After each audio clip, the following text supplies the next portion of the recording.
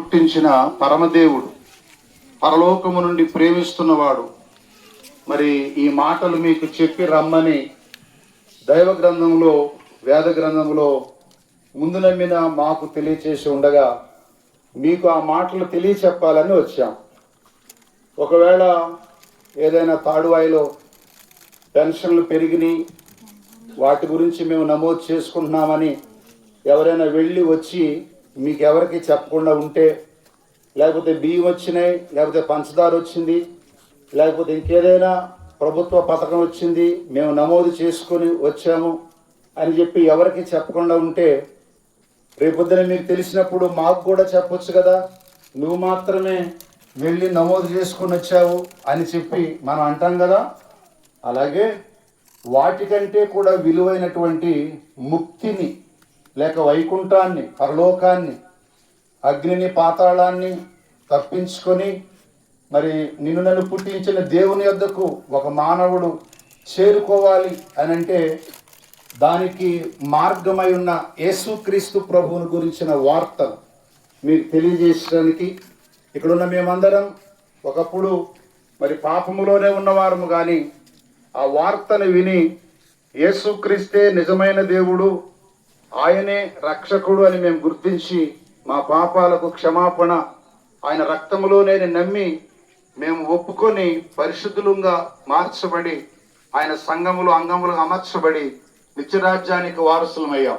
మరి ఈ గొప్ప శ్రేష్టమైనటువంటి స్థితిని మా తోటి గ్రామస్తులు కనుక మీకు కూడా తెలియచేయాలని ముందు మేము తెలుసుకున్నాం. కాబట్టి ఒక ప్రభుత్వ పథకాల కంటే కోట్ల రెట్లు విలువైనటువంటి అద్భుతమైన ఈ పరమ మోక్ష మార్గమును గుర్చిన సత్యాన్ని ప్రేమతో మీకు తెలియచేయాలని మీ ముందుకు వచ్చాం. ప్రియులారా, మిమ్మల్ని ప్రేమిస్తూ మీ కొరకు ప్రార్థిస్తున్న వారంగా ఈ రాత్రి మానవుడందరూ పాపము చేసిన వారని లేఖనాల్లో రాశాడు. రోమాపత్రికలో ఏ భేదము లేదు, అందరూ పాపము చేసి దేవుడు అనుగ్రహించే మహిమను పొందలేకపోతున్నారట. నిజమే.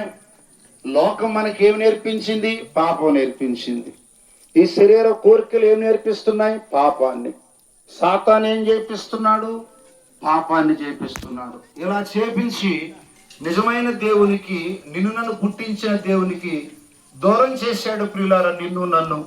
అలాగైతే నిన్ను నన్ను మరలా సమీపస్తులుగా ఆయన సొత్తుగా చేసుకోవడానికి, మన రక్తంలో ఉన్నటువంటి ఆ పాప బీజాలను తొలగించడానికి యేసుక్రీస్తు ప్రభు పరలోకములో ఉన్నవాడు, నిత్యత్వంలో ఉన్నవాడు, మహిమలో ఉన్నవాడు, ఎవరు సమీపింపరాని తేజస్సులో ఉన్నవాడు, నీ కొరకు నా కొరకు పరలోకాన్ని విడిచిపెట్టి భూలోకానికి యేసు అనే పేరున వచ్చాడండి. నిజంగా ఎవరైనా ఒక మంచివారి కొరకు ఎవరైనా ప్రాణం పెడతారు. మనం దుర్మార్గులమై ఉండగా కూడా మనను ప్రాణం పెట్టేటంతగా ప్రేమించాడు. యేసయ్య ప్రేమలో ఏ కల్మషం లేదు. అది బదులాశించేది కాదు, అది మరి స్వార్థపూరితమైనది కాదు, స్వచ్ఛమైనది. భూలోకంలో తల్లిదండ్రుల ప్రేమ, అన్నదమ్ముల ప్రేమ, భార్య భర్తల ప్రేమ, రక్త సంబంధుల ప్రేమ, ఈ లోకంలో ఉన్న ప్రేమలు మనకు కనబడేవి అవి తాత్కాలికమైనవి, బదులాశించేవి, స్వార్థానికి. మనం చూస్తున్నాం ఈ ప్రేమలు అవసరతలు తీర్చుకోవడానికి చూస్తున్నాం. అలాగే వారి ఉద్దేశాలు నెరవేర్చుకోవడానికి మరి స్వార్థపూరితమైన ప్రేమలు చూస్తున్నాం. ప్రియులారా, నిన్ను నన్ను పుట్టించిన యేసయ్యకు ఏ స్వార్థం లేదు. చూడండి, ప్రాణమే ఇచ్చాడంటే ఏమైనా స్వార్థం ఉందా? ప్రియమైన సోదరి సోదరులారా, ఈ రాత్రి ఈ సత్యాన్ని గ్రహించండి. మనము కలకాలం ఉండలేం. ఇవాళ ఇంట్లో ఉన్నాం, రేపు మంటిలో ఉంటాం. మన తాత ముత్తాతలు మనతో లేరు. మనం కూడా ఒక దినాన లోకాన్ని విడిచిపెట్టాలి. తరాలు మారుతుంది, పరిస్థితులు మారిపోతున్నాయి, కానీ మన యొక్క జీవితం మారట్లేదే. అయితే జీవితాలు మార్చే దేవుడు పరలోకం నుండి మానవ రూపంలోనికి మారి యేసు అనే పేర మరి నీ కొరకు నా కొరకు, నీ పక్షంగా నా పక్షంగా పాపంలోకి వచ్చే ఆ శిక్ష మరణమై ఉండగా ఆయనే అనుభవించి నీకు నాకు విడుదల విమోచన ఇచ్చాడండి. అందుకొరకే ఆయన మరి అన్యాయపు తీర్పులు పొంది భయంకరమైన శిలువ శిక్ష కొట్టువారికి వీపు అప్పగించాడు. గడ్డం పెరిగే వారికి, ఉమ్మి వేసే వారికి ముఖం దాచుకోలేదండి. చూడండి ఎంత ప్రేమించాడు. మనం రక్షించాలని. ఆయనకు శక్తి లేక కాదు, ఒక మాట అన్నాడంటే అది జరిగి తీరుద్ది. ఆకాశము భూమి గతించినా ఆయన మాట ఎన్నడూ గతించదు. అలాంటి దేవుడు మీ కొరకు నా కొరకు మౌనము ధరించాడు. బొచ్చు కత్తిరించు అని గొర్రె పిల్ల మౌనముగా ఉన్నట్లట. అలా లోకాన్ని విడిచిపెట్టిన ఈ లోకంలో ఉన్న కనుక పాపమని గ్రహించి, పాప ఫలితం మరణమని, అది అగ్ని అని, పాతాళం అని గ్రహించి తప్పించి యేసయ్య దగ్గరకు వచ్చి మరి పరలోకానికి వారసులు అవ్వాలని ఈ తెలుసుకున్న సత్యాన్ని ప్రేమతో మీ ముందు ఉంచుతున్నాం. మీ కొరకు ప్రేమిస్తూ ప్రార్థిస్తున్న వారంగా. కాబట్టి నీ ఉన్న చోట ఉన్న పాటున ఈ సత్యాన్ని గ్రహించి ఒకవేళ కొద్దిగానైనా అర్థమైతే, ప్రభువా నిజమే, ఈ స్థితిలో ఉన్న నన్ను మా ప్రభువా విడిపించడానికి దిగి వచ్చారా, మీ ప్రేమను బట్టి వందనాలు, ఆ పాపాలు క్షమించి మీ బిడ్డగా చేసుకో ప్రభువా అని హృదయపూర్వకంగా ప్రార్థన చేస్తే ఎంత ఘోర పాపినైనా ఆయన క్షమిస్తాడు, రక్షిస్తాడు, తన ప్రియమైన బిడ్డలుగా చేసుకుంటాడు. మరిన్ని విషయాలు మీకు తెలియాలంటే ఇక్కడే క్రిస్టియన్ అసెంబ్లీ సంఘం ఉంది. ఈ రాత్రి చాలా దూరం కర్ణాటక రాష్ట్రం నుండి మన మధ్యకు దేవుని దాసులు వచ్చారు. ఇంకా తేటైన సువార్త మీకు అందిస్తారు. అలాగే ప్రతి బుధవారం సాయంత్రం మరి 8 గంటల నుంచి, ప్రతి శుక్రవారం, అలాగే ప్రతి శనివారం సాయంత్రం 8 గంటల నుంచి, ప్రతి ఆదివారం ఉదయం 10 గంటల నుంచి సేవకులు మీకు అందుబాటులో ఉంటారు. కనుక మీరు వచ్చి మరి ప్రభువును నమ్ముకొని, విషయాలు తెలుసుకొని, సందేహాలు నివృత్తి చేసుకొని నిత్యరాజ్యానికి వారసులు అవ్వాలని ప్రభు పేరట మీకు ప్రేమతో మనవి చేస్తూ ఉన్నాం. దేవుడు మిమ్ములను, మీ కుటుంబాలను నిండారులుగా దీవించునుగాక. మీ కొరకు చిన్న ప్రార్థన. ప్రేమగల తండ్రి, అందించిన మాటలు ఫలింపచేయండి. నా వాక్కులు వ్యర్థముగా మరలి రావన్నారు. మీ సత్య స్వార్థ, శక్తి కలిగిన స్వార్థను మా ప్రభు ఫలింపచేయండి. మా ప్రియ ఈ మెట్ట మీదున్న మంగిశెట్టిగూడెం నివాసులందరినీ ప్రేమించుతూ ఉన్నారు ప్రభువా.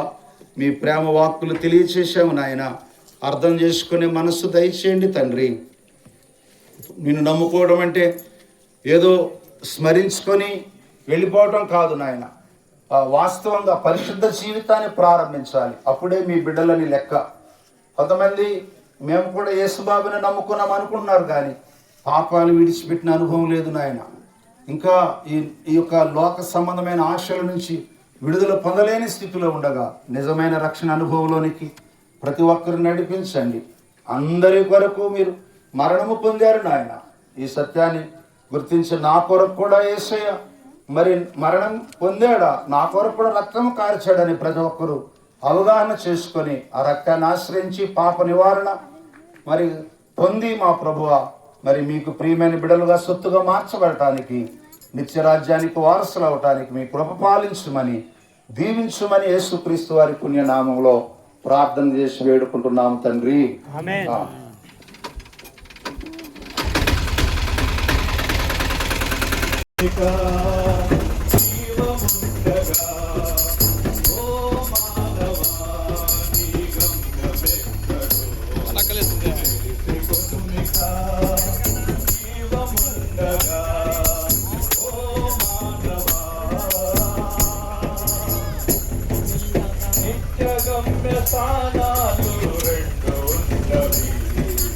ఒకటి నరకము మరి ఒకటి స్వర్గము, నిత్య గమ్య స్థానాలు రెండు ఉన్నవి. ఒకటి నరకము మరి ఒకటి స్వర్గము, నరకానికి మార్గం సైతానుడు, నరకానికి మార్గం సైతానుడు, స్వర్గానికి మార్గం క్రీస్తు యేసుడే, క్రీస్తు యేసుడే. ఓ మానవా నీ గమ్యమెక్కడు తెలిసి కొనుమిక జీవముండగా. ఓ మానవా